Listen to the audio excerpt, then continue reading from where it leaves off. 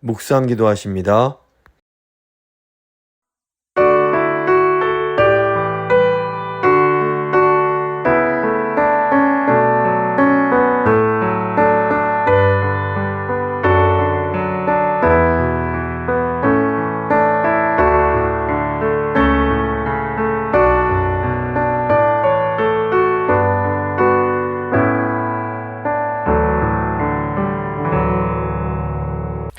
사도신경 고백합니다. 나는 전능하신 아버지 하나님, 천지의 창조주를 믿습니다. 나는 그의 유일하신 아들 우리 주 예수 그리스도를 믿습니다. 그는 성령으로 잉태되어 동정녀 마리아에게서 나시고 본디오 빌라도에게 고난을 받아 십자가에 못 박혀 죽으시고 장사된 지 사흘 만에 죽은 자 가운데서 다시 살아나셨으며 하늘에 오르시어 전능하신 아버지 하나님 우편에 앉아 계시다가 거기로부터 살아있는 자와 죽은 자를 심판하러 오십니다. 나는 성령을 믿으며 거룩한 공교회와 성도의 교제와 죄를 용서받는 것과 몸의 부활과 영생을 믿습니다. 아멘. 찬송가 93장입니다. 찬송가 93장 찬양하시겠습니다.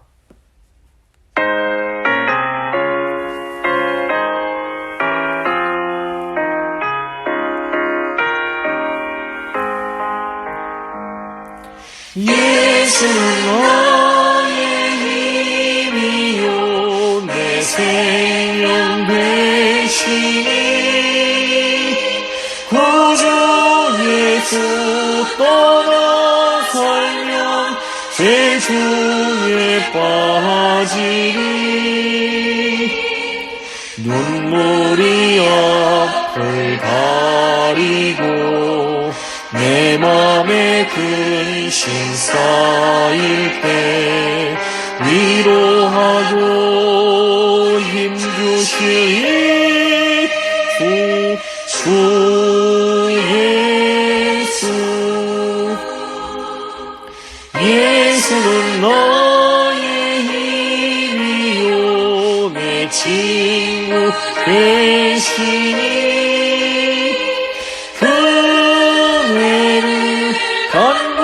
간구하면 공성히 받으리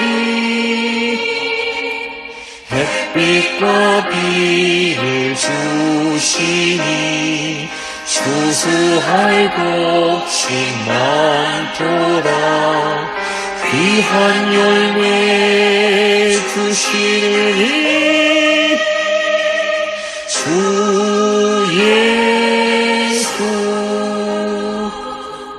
예수는 나의 힘이요 내 기쁨 되시니 그 명령을 준행하여 늘 충성하겠네 주야로 보호하시며 바른 길 가게 하시니 의지하고 따라갈 주 예수.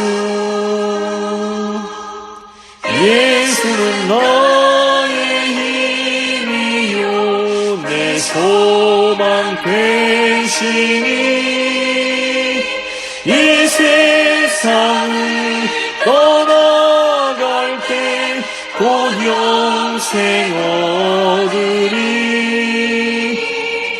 한없는 복을 주시고 영원한 기쁨 주시니 나의 생명 나의 기쁨 주 예수.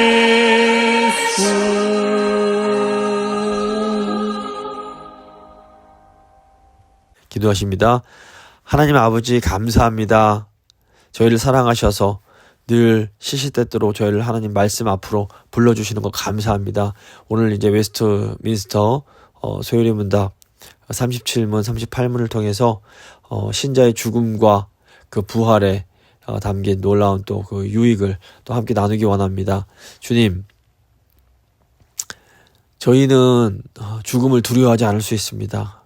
저에게 부활의 소망이 있습니다. 아버지, 이것이 얼마나 큰 기쁨이요 감사요 정말 은혜인지를 이 시간 또 다시 한번 깨달을 수 있도록 도와주시고, 저희가 그 부활의 소망 가운데 정말 이 땅을 두려움 없이 당당하게 살아갈 수 있는 힘을 더해 주시기 원합니다.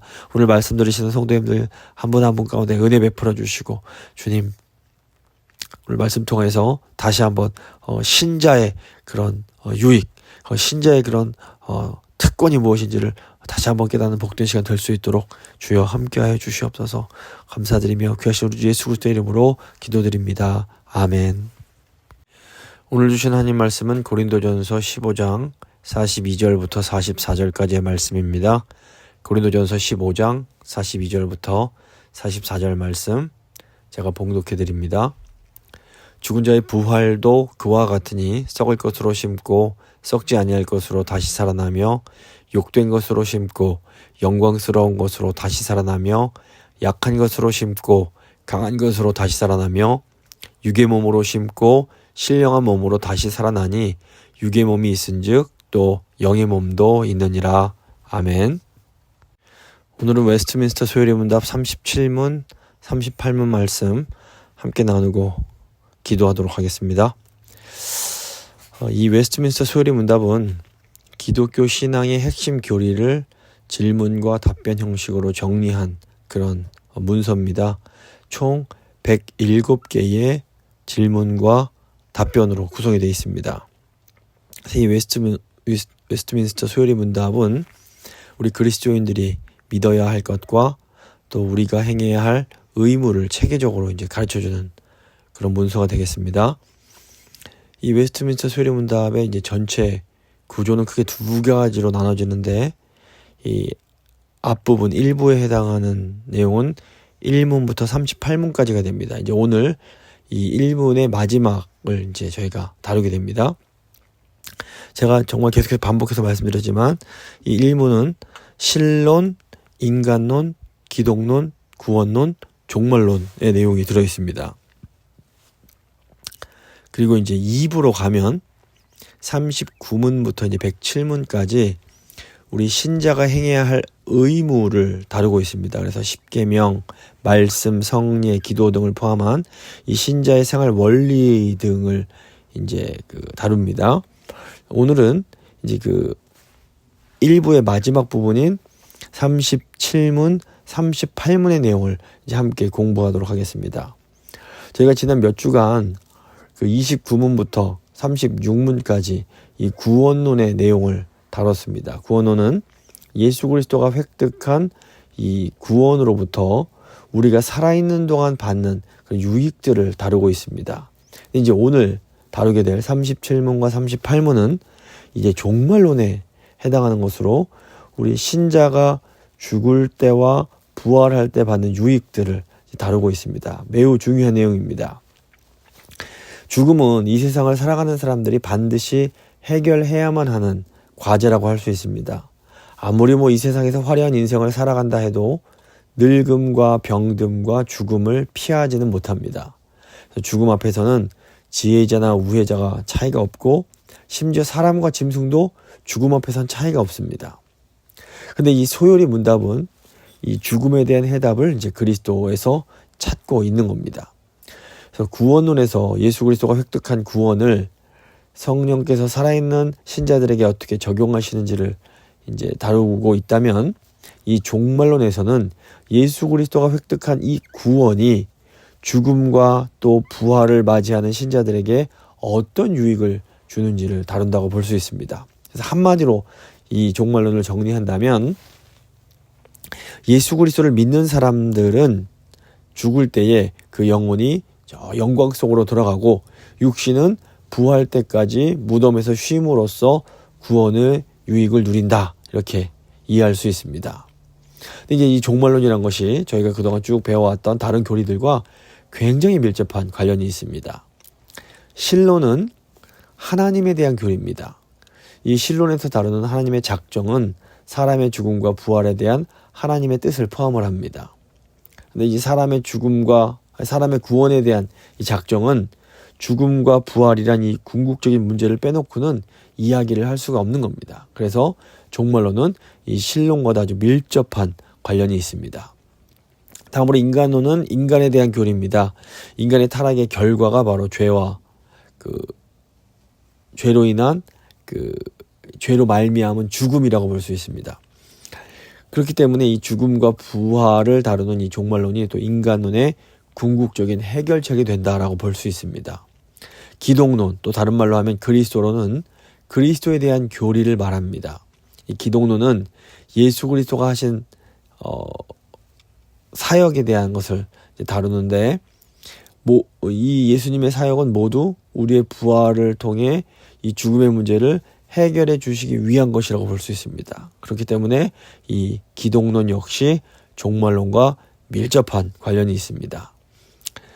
그리고 구원론은 신자의 구원에 대한 교리입니다. 이 구원론은 성령님이 예수 그리스도께서 획득하신 구원을 우리에게 어떻게 적용하시는지를 다루는데, 구원론의 이제 마지막 단계가 영화인데, 이 영화의 단계가 사람의 죽음과 부활에 관련이 되어 있습니다.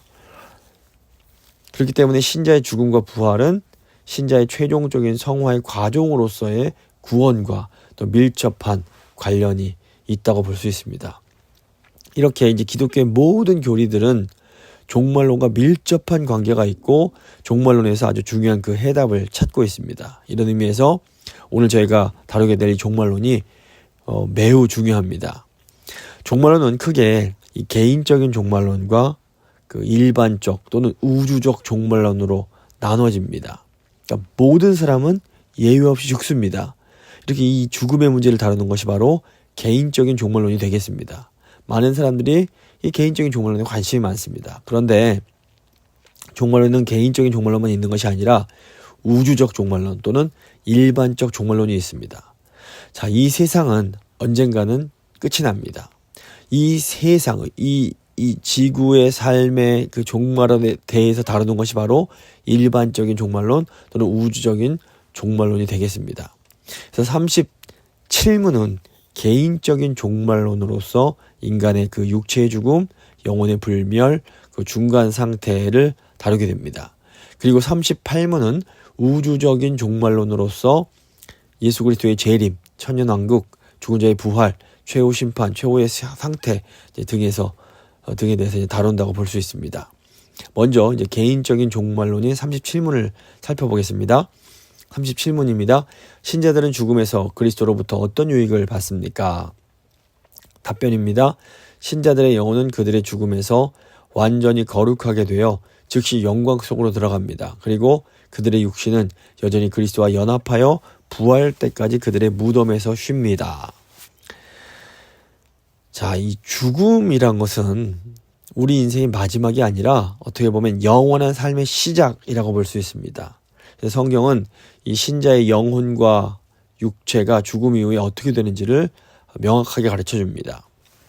먼저 신자의 영혼은 어떻게 됩니까? 즉시 영광 속으로 들어가게 된다 말합니다. 그러니까 우리가 죽을 때 우리의 몸과 영혼이 분리가 됩니다. 이 몸과 분리된 우리의 영혼은 어디로 가는 걸까요? 영혼은 즉시 하나님께로 가서 영광 중에 거하게 됩니다. 예수님께서 십자가에 함께 못 박힌 강도에게 이렇게 말씀하십니다. 누가복음 23장 43절 보시면 내가 진실로 너에게 이르노니 오늘 네가 나와 함께 낙원에 있으리라 이렇게 말씀하십니다. 또 예수님은 제자들에게도 이런 말씀을 하시는데 마태복음 10장 28절 보시면 몸은 죽여도 영혼은 능히 죽이지 못하는 자들을 두려워하지 말아라. 그러니까 영혼은 우리 육체의 죽음과 함께 사라지는 것이 아니라 계속해서 존재하면서 하나님 앞에 서게 됩니다. 그래서 예수님은 이 성경을 통해서 그 영혼의 운명이 두 가지로 나뉜다고 반복해서 말씀하시는 것을 저희가 볼 수 있습니다. 우선 구원받은 자의 영혼은 하나님 나라에서 영광을 누립니다. 마태복음 25장 34절 보시면 내 아버지께 복받을 자들이여 나와 창세로부터 너희를 위해 예비된 나라를 상속받으라. 그래서 바울은 이 땅의 삶보다도 천국을 더 사모했습니다. 빌립보서 1장 23절을 보시면 내가 그 둘 사이에 끼었으니 차라리 세상을 떠나서 그리스도와 함께 있는 것이 훨씬 더 좋으나 이런 말을 이런 고백을 사도 바울이 하게 됩니다. 그래서 신자의 영혼은 죽음 이후에 즉시 하나님 앞에서 영화로운 삶을 누리게 됩니다. 그러니까 우리의 영혼은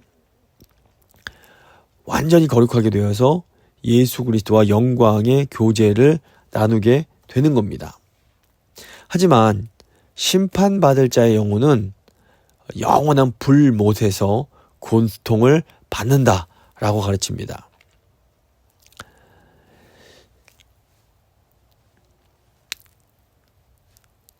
마태복음 25장 41절 보시면 저주를 받은 자들아 나를 떠나 마귀와 그 사자들을 위하여 예비된 영원한 불에 들어가라 이렇게 이제 말씀하시는데, 그러므로 이 영혼이 영원토록 소멸되지 않는다라는 이 진실은 이 하나님 예수 그리스도 안에 있는 사람들에게는 굉장히 큰 축복이지만 하나님을 떠난 영혼들에게는 굉장히 무서운 저주가 될 수도 있습니다. 그래서 우리의 영혼의 불멸이 복된 것이 되려면 반드시 구원을 받아야 합니다.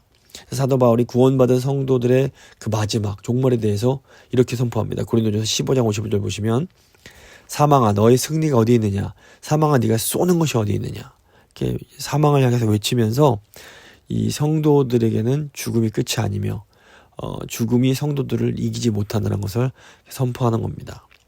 이제 두 번째 부분이 이제 그렇다면 신자의 육체는 어떻게 되느냐? 여전히 그리스도와 연합되어 쉼을 누린다 이렇게 되어 있습니다. 성경적으로 죽음이란 것은 뭐냐면 영혼과 육체가 분리되는 겁니다. 창세기 2장 7절 보시면 하나님이 땅에 흙으로 사람을 지으시고 생기를 그 코에 불어넣으시니 사람이 생명이 된지라. 즉 인간이 육체와 영혼으로 구성되어 있음을 가르치는 겁니다. 야고보서 2장 26절 보셔도 영혼 없는 몸이 죽은 것이라 이렇게 말씀합니다. 근데 이제 이 신자의 경우에는 영혼뿐 아니라 몸도 예수 그리스도와 영원히 연합이 됩니다. 신자의 육체는 죽은 후에 예수 그리스도와 연합하여 부활을 기다리게 됩니다. 예수님은 이 죽음을 맞이한 신자의 육체도 우리의 몸도 버리지 않으십니다. 그러므로 우리의 육신은 완전히 사라지는 것이 아니라 무덤에서 쉬면서 부활을 기다리는 겁니다. 데살로니가전서 4장 14절 보시면 우리가 예수께서 죽으셨다가 다시 살아나심을 믿을진대 이와 같이 예수 안에서 자는 자들도 하나님이 그와 함께 데리고 오시리라 이렇게 말씀합니다. 죽음 이후에 신자의 육체는 썩어서 없어지는 것이 아니라 영광스러운 몸으로 다시 살아납니다. 빌립보서 3장 21절 보시면 그는 만물을 자기에게 복종하게 하실 수 있는 자의 역사로 우리의 낮은 몸을 자기의 영광의 몸의 형체와 같이 변하게 하시리라. 어떻게 이것을 하시는지 우리는 알 수 없습니다. 하지만 예수님께서 부활하신 것처럼 우리도 새로운 몸으로 부활을 하게 되는 겁니다. 그렇기 때문에 신자는 죽음을 두려워할 필요가 없는 겁니다. 저희가 그래서 죽음을 물론 사랑하는 사람들과 헤어지는 것은 슬픈 일이긴 하지만 부활의 소망이 없는 자들처럼 너무 슬퍼할 필요는 또 없는 겁니다. 죽음은 끝이 아니라 우리가 더 나은 존재로 변화되는 과정이라고 우리가 이해할 수 있습니다. 38문 보시면 이것은 이제 부활에 대한 내용입니다. 38문은 질문입니다. 신자들은 부활해서 그리스도로부터 어떤 유익을 받습니까? 답변입니다. 부활 때의 신자들은 영광 속에서 살림을 받아 심판의 날에 공개적으로 인정되고 죄가 없다고 선언되고 그리고 완전히 복을 받아 하나님을 충만하게 영원히 즐거워합니다. 신자의 죽음은 끝이 아니라 새로운 시작입니다. 성경은 신자의 몸과 영혼이 어떻게 변화되고 마지막 심판에서 어떤 일이 일어나는지를 분명하게 가르칩니다. 먼저 신자의 이제 부활을 보면 이 예수님을 믿는 신자의 경우 영혼뿐 아니라 육체도 결국 영광 속으로 들어가야 하며 이것이 육체의 부활을 통해서 이루어집니다. 자, 부활이 어떻게 가능할 수 있는 겁니까? 예수님께서 이미 죽음을 이기고 부활하셨기에 우리도 예수님처럼 부활을 할 수가 있는 겁니다. 자, 그렇다면 우리가 부활한 후에는 우리가 어떤 모습으로 이제 살게 될까요? 10대의 모습일지, 20대 모습일지, 30대 모습일지, 또 성형수술 한 분이라면 성형수술 전의 모습인지, 성형수술 이후의 모습인지, 이런 질문들을 하게 됩니다. 하지만 우리가 부활 이후의 모습이 어떨지 우리는 정확하게 알지 못합니다. 성경이 가르치는 내용은 무엇일까요? 분명한 것은 우리의 부활한 몸이 썩지 않고 영광스럽고 매우 강하며 신령하고 하늘에 속한 형상이 될 거라는 겁니다. 이게 고린도전서 15장에서 우리에게 가르치는 부활 이후의 모습입니다. 그래서 지금 우리가 생각하고 상상하는 것보다 훨씬 더 온전하고 더 영광스러운 모습이 될 겁니다. 그래서 이제 장애인 분들을 보면 꿈속에서 이 온전한 몸을 경험하신다고 합니다. 그래서 선천적인 장애나 질병으로 고통받는 분들도 이 부활을 통해서 완전한 몸을 얻게 됩니다. 그래서 부활은 모든 신체적 약점과 고통을 완전히 회복시키는 하나님의 놀라운 역사인 겁니다. 그래서 아담의 범죄 때문에 이 땅만 저주를 받은 것이 아니라 우리 몸도 연약해졌습니다. 사람들은 모두 크고 작은 육신의 연약함을 가지고 있고, 그러니까 완벽한 몸, 흠이 없는 몸이란 있을 수가 없는 겁니다. 그렇지만 이제 우리가 부활을 통해서 우리 몸이 이 연약하고 썩을 육체가 온전히 회복이 되는 겁니다. 제가 설교 때도 몇 번 말씀드린 것 같은데 이 부활에 관해서 이해할 수 있는 아주 좋은 비유가 있습니다. 저희가 밤에 자다가 아주 때로 악몽을 꿉니다. 너무 사랑하는 사람이 죽는다거나 되게 끔찍한 일들이 이제 일어나는 악몽을 꾸는 겁니다. 근데 그렇게 악몽을 꾸다가 딱 잠에서 깨어나면 아유 다행이다, 이 꿈이라서 너무 다행이다, 이런 안도의 한숨을 쉬게 됩니다. 만약에 우리가 이 꿈에서 일어난 일이 아주 무섭고 아주 슬프고 아주 끔찍할수록 깨고 난 후에는 그게 꿈이었다는 것이 너무 다행이다, 너무 감사하다, 이런 생각을 하게 되는 겁니다. 근데 부활이 이와 같다는 겁니다. 부활은 모든 것이 회복되는 놀라운 사건입니다. 그래서 부활의 때가 되면 우리가 이 땅에서 겪었던 모든 불행한 일들이 모두 그냥 악몽처럼 여겨지게 되는 겁니다. 이게 뭘 의미하냐면 이 땅에서 더 힘들고 더 어렵고 더 괴로운 일을 당한 사람일수록 부활의 때가 되면 더 크게 아유 다행이다 안도하며 더 크게 감사할 수 있게 된다라는 겁니다. 그렇기 때문에 부활이 우리에게는 너무너무 큰 소망이 되는 겁니다. 그래서 어떤 의미에서 인간을 가장 인간답게 해주는 것, 그것이 바로 죽음과 부활입니다. 죽음은 썩을 몸을 벗는 과정이고 부활은 썩지 않을 몸을 입는 과정입니다. 그렇기 때문에 우리는 죽음을 두려워하지 말고 부활의 소망 안에서 믿음으로 살아가야 되는 겁니다. 자, 이제 두 번째 부분인 마지막 심판입니다. 마지막 때에 이 믿음 있는 자들은 공개적으로 인정을 받고 의롭다고 선언을 받게 됩니다.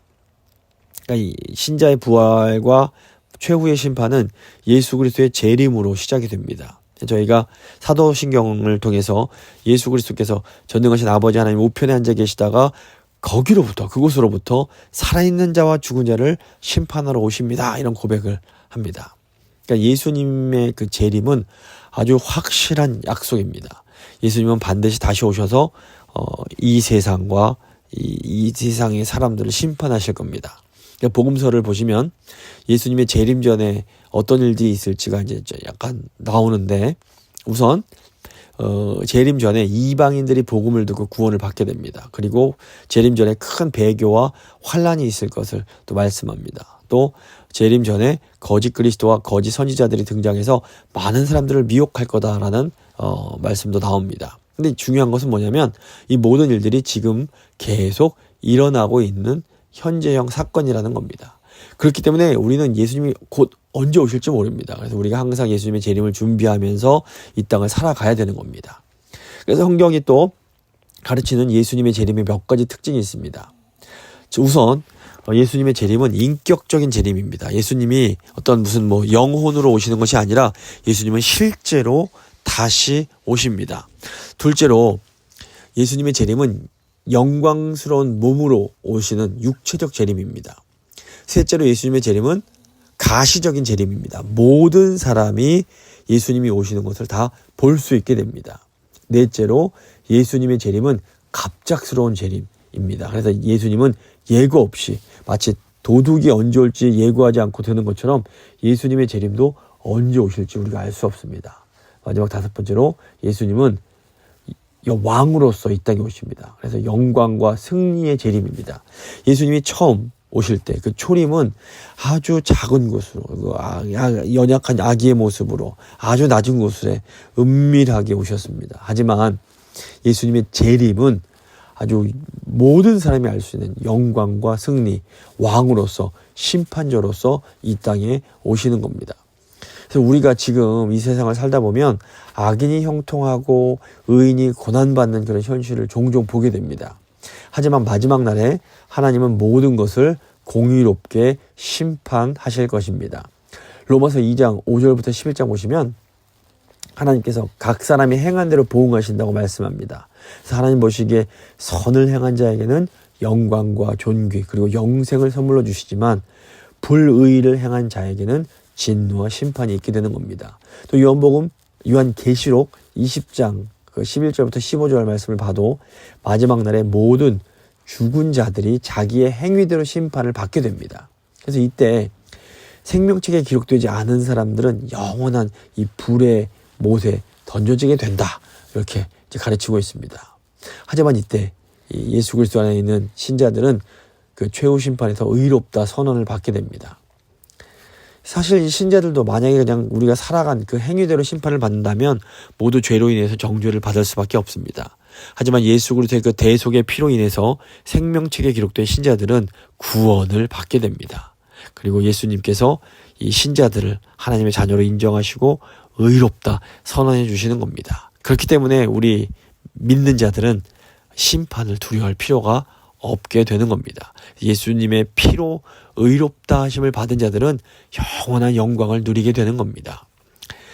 마지막으로 신자는 완전한 복을 받아 하나님은 영원히 즐거워한다 이렇게 기록되어 있습니다. 그러니까 하나님의 심판의 결과 우리 믿는 자들은 영원한 기쁨과 복을 누리게 됩니다. 요한복음 14장 2절 3절 보시면 예수님께서 내 아버지의 집에 거할 곳이 많도다. 내가 너희를 위하여 거처를 예비하러 가노니 내가 다시 와서 너희를 내기로 영접하리라 말씀하십니다. 그래서 우리 믿는 자들은 이 예수님께서 예비하신 이 영원한 처소에서 살아가게 되는 겁니다. 자, 그렇다면 예수님 다시 오실 때 이 땅 우리가 살고 있는 지구는 어떻게 될까요? 베드로후서 3장 10절부터 12절에 의하면 이 땅은 불에 타서 사라지고 새로운 하늘과 새 땅이 열리게 됩니다. 근데 이 구절에 대한 이제 해석이 사실은 크게 두 가지가 있습니다. 하나는 문자 그대로 이 땅이 다 불에 타서 사라져버리게 된다라는 그렇게 보는 견해가 있고 다른 하나는 이것은 이제 또 이 땅이 더 온전하게 회복되어 구원받은 자들이 살아갈 수 있는 최고로 장소로 이렇게 회복된다 이렇게 또 보는 입장도 있습니다. 근데 이제 중요한 것은 무엇이 사실이건 간에 우리 예수 그리스도 안에 있는 신자들은 하나님이 함께 하심으로 죄와 슬픔이 없는 그런 곳에서 살게 된다라는 겁니다. 요한계시록 21장 22절부터 26절 보시면 우리 성도들이 새 예루살렘에 살게 되는데 이 새 예루살렘에는 성전이 필요 없습니다. 왜냐하면 예수님이 우리의 성전이 되어주시기 때문입니다. 하나님의 영광과 어린 양이 직접 우리의 빛이 되십니다. 그곳에는 밤도 없고 영원한 평화와 기쁨이 있는 겁니다. 이걸 저희가 지금은 그곳이 그때가 어떻게 된 것이 어떤 모습일지 완전히 알 수는 없습니다. 근데 어쨌거나 중요한 것은 우리가 상상할 수 있는 가장 좋은 것보다 더 좋은 그런 복된 삶을 살게 될 거라는 겁니다. 사실 지금 육신을 가진 우리는 새하늘과 새 땅, 새 예루살렘이 어떤 곳인지 완전히 이해할 능력이 없습니다. 조선시대 사람들이 저희가 지금 보고 있는 인터넷이라든가 컴퓨터 아무리 설명해줘도 도대체 감을 잡지 못하는 것과 똑같습니다. 그 이상이 될 겁니다. 하지만 성경은 우리가 가게 될 곳이 결국 우리가 영원히 살게 될 곳이 상상할 수 없는 영광과 기쁨이 있는 곳이라고 가르칩니다. 이 모든 것이 예수 그리스도 인하여 가능해집니다. 예수님의 그 죽음과 부활이 우리를 영원한 영광으로 인도해 가시는 겁니다. 1부 마지막 그 결론을 지어보겠습니다. 우리 신자가 죽으면 영혼은 즉시 하나님 앞에서 영광을 누립니다. 그리고 우리 신자의 육체는 예수 그리스도와 연합하여 이제 부활을 기다리게 되는 겁니다. 그렇기 때문에 우리는 죽음을 두려워하지 않고 천국을 소망하며 살아갈 수 있습니다. 사도 바울이 죽음을 사모하면서 그래서 이렇게 말합니다. 내가 차라리 세상을 떠나서 그리스도와 함께 있는 것이 훨씬 더 좋다. 그러니까 우리는 이 땅도 뭐 나쁘지 않지만 하나님이 창조하신 아름다운 것들이 있지만 우리는 이 땅보다도 천국이 더 좋다는 확신을 가지고 살아가야 합니다. 저희가 한번 잘 생각해 보시기 바랍니다. 내가 이 천국에 대한 소망을 가지고 있는가? 나는 죽음을 무서워하지 않고 정말 천국을 소망하며 살고 있는가? 내 영혼이 죽음 후에 어디로 갈 것인지에 대한 확신이 내 안에 있는가? 그리고 이 확신을 가지고 우리가 오늘 하루를 어떻게 살아가야 될 것인가 이런 거 한번 생각하시면서 우리 천국의 소망을 주신 예수님의 그 은혜에 감사하면서 주님 저희가 천국 소망을 가지고 죽음 두려워하지 아니하고 또 이 땅에서 온전히 하나님 뜻을 이루며 살게 하여 주시옵소서. 한번 간절한 마음으로 함께 기도하도록 하겠습니다.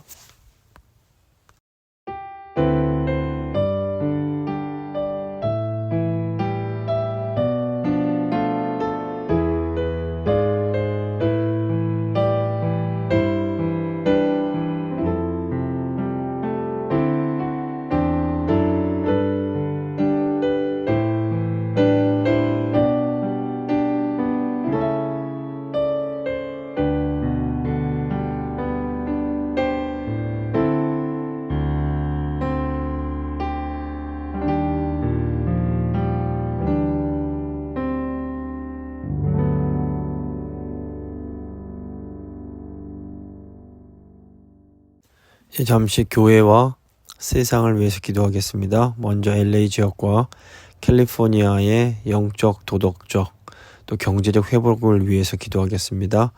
하나님의 은혜가 LA와 캘리포니아에 임해서 도덕적인, 영적인, 또 경제적인 회복이 또 이루어질 수 있도록 기도해 주시고 지역사회가 복음의 능력으로 변화되고 정의와 사랑이 실천되는 그런 공동체가 될 수 있도록 또 이 지역에 있는 교회들이 빛과 소금의 역할을 잘 감당해서 도시와 또 이 캘리포니아의 회복에 앞장설 수 있도록 한번 간절히 기도하도록 하겠습니다.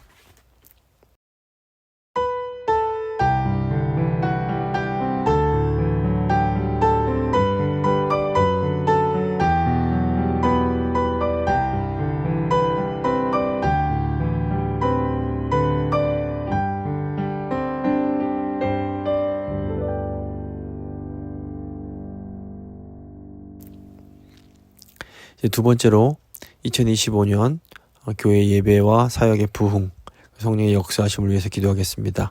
특별히 모든 예배 가운데 하나님의 영광이 강하게 임하고 성도들이 뜨겁게 하나님을 예배할 수 있도록 기도해 주시고 또 올해 교회 모든 사역이 성령의 인도하심 안에서 열매를 맺을 수 있도록 그리고 특별히 다음 세대가 신앙 안에서 더욱 강건해지고 복음이 더 왕성하게 확장될 수 있도록 기도해 주시고 특별히 교회 육신이 연약한 성도님들 한 분 한 분 기억해 주시고 또 지금 출장 가 계시고 해외에 있는 성도님들도 이름 불러가시면서 한번 간절한 마음으로 기도하도록 하겠습니다. 기도하십니다.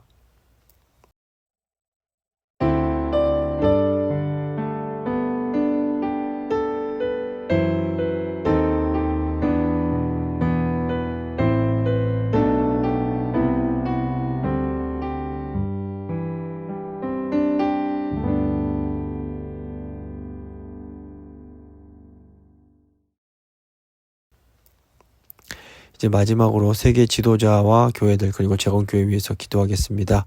각 나라의 지도자들이 하나님의 지혜로 공의로운 정책을 펼치고 평화를 이루어갈 수 있도록 기도해 주시고 세계 교회들이 복음의 본질을 붙들고 이 시대 속에서 신실하게 사명 감당할 수 있도록 기도해 주시고 특별히 한국과 미주에 있는 재건교회들이 성령의 능력 안에서 강건해지고 하나님 나라 확장을 위해서 쓰임받는 그런 재건교회 될 수 있게 해달라고 한번 간절한 마음으로 기도하도록 하겠습니다.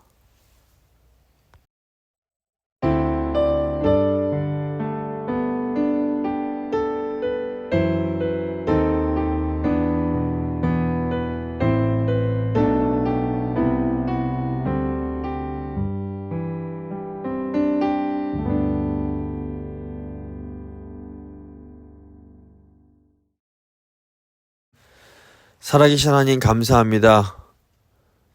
창세전에 저희를 택하사 저에게 부활의 소망을 주신 것 감사드립니다. 하나님, 저희가 부활의 소망 가운데 이 땅에서 두려움 없이 살게 하시고 또 마지막 그 심판의 날에 하나님 앞에서 의롭다 하심을 받도록 우리 주 예수 그리스도를 더욱 신뢰하며 살 수 있도록 주여 도와주시옵소서. 영원한 천국을 기쁨으로 바라보면서 오늘 하루도 믿음으로 살아갈 수 있도록 주여 도와주시옵소서. 하나님, LA 지역과 또 캘리포니아의 영적인 또 도덕적인 또 여러 가지 경제적인 회복을 위해서 기도합니다.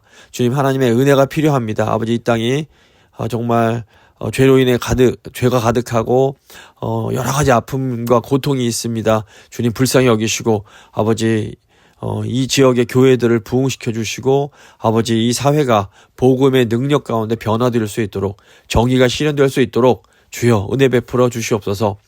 또 올 한 해 저희 교회를 위해서 간절히 간구합니다. 무엇보다 저희가 올해 주일마다 드리는 예배 가운데 하나님의 풍성한 은혜를 받게 하시고 정말 마음을 다하여 주님을 예배하는 그런 예배 공동체가 될 수 있도록 도와주십시오. 또 올 한 해 저희가 계획하고 있는 많은 사역들 주님 은혜 가운데 잘 이루어질 수 있도록 도와주시고 특별히 소그룹 모임 가운데 은혜해 주셔서 정말 성도의 교제를 나누는 그런 기쁜 그 소그룹 시간이 될 수 있도록 주여 도와주시옵소서. 올 한 해 저희가 계획하고 있는 수련회나 또 단기 선교나 많은 또 이렇게 그 사역들 가운데 하나님 정말 하나님 영광 받아주시고 저희와 함께 해주시기 원합니다. 하나님, 바라옵기는 또 저희 교회에 육신이 연약한 주의 백성들이 있습니다. 하나님 함께 해주시고 치유하시고 회복시켜 주시기 원합니다. 또 출장이나 또 해외에 거주하는 주의 백성들이 있습니다. 주님 은혜 베푸셔서 안전하게 지켜주시고 아버지 늘 동행하여 주시기를 간절히 간구합니다. 특별히 또 저희 사랑하는 다음 세대를 주님 은혜 가운데 붙들어 주시고 정말 하나님 저희 다음 세대들도 그 부활의 소망 가운데 이 땅을 당당하게 살아갈 수 있도록 주님 함께해 주시옵소서.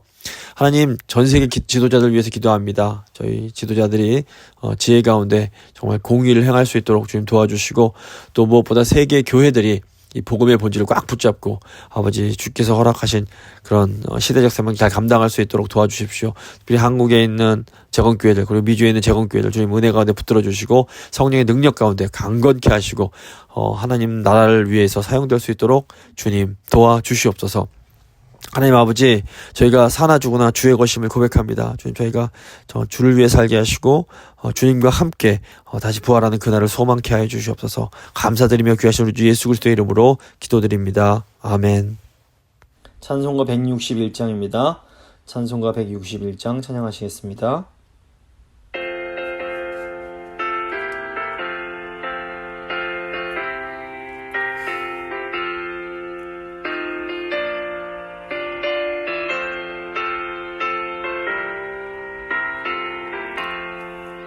할렐루야, 우리 예수 부활 승천하셨네. 세상 사람 찬양하니 천사와 답하도다. 구주 예수 부활하사 사망 권세 이겼네. 구주 예수 부활하사 사망 권세 이겼네. 할렐루야, 우리 예수 왕의 왕이 되시고 우리들의 중보 되신 성령 증거하시네. 구주 예수 부활하사 처음 열매 되셨네. 구주 예수 부활하사 처음 열매 되셨네. 할렐루야, 우리 예수 음과 티가 없도다. 무덤 속에 있는 죄인 주가 일으키시네. 구주 예수 부활하사 영광 주러 오시네. 구주 예수 부활하사 영광 주러 오시네.